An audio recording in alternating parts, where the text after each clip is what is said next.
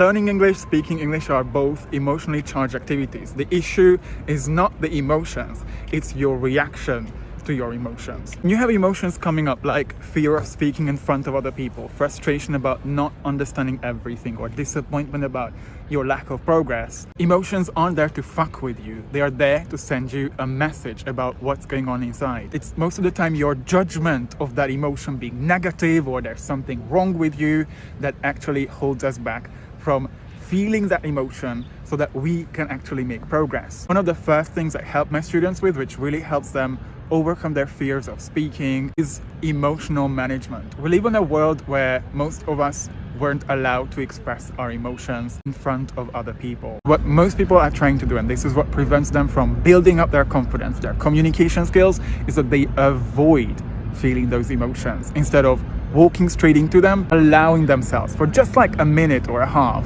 to be in the fear, in the frustration, in the disappointment, so they can move on. I'm always going to say, because this is what helped me build my business, build a page on social media, learn a language, build my friendships, and none of these were ever easy. To see a change in your life is to build the skill of discipline. Basically, doing something even if you don't feel like it, because you don't focus on how you feel right now, but you do things because you want to feel in a certain way in the future. Struggling English students many times react to their emotions. Whenever they are in fear, they are so scared of what other people think about them. They give up watching a movie without subtitles or listening to a podcast because they get so frustrated about not understanding everything. Sort of what my students learn from me in my coaching program, which is not how to react, but how to respond to your emotions. I used to be so insecure about my accent, so scared of making mistakes in front of other people. What did I do? I didn't focus on my mistakes. I focused on every opportunity I could use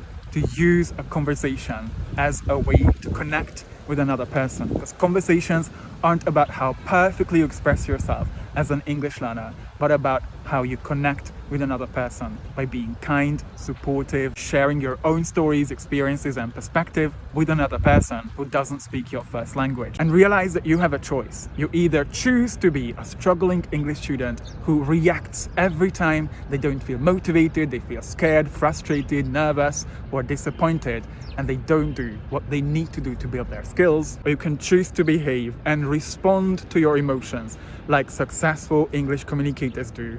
Speak even if you're scared, so you learn how to relax. Keep listening even if you feel frustrated, so you learn how to manage your emotions, make super fast progress, and achieve the fluency you've always wanted.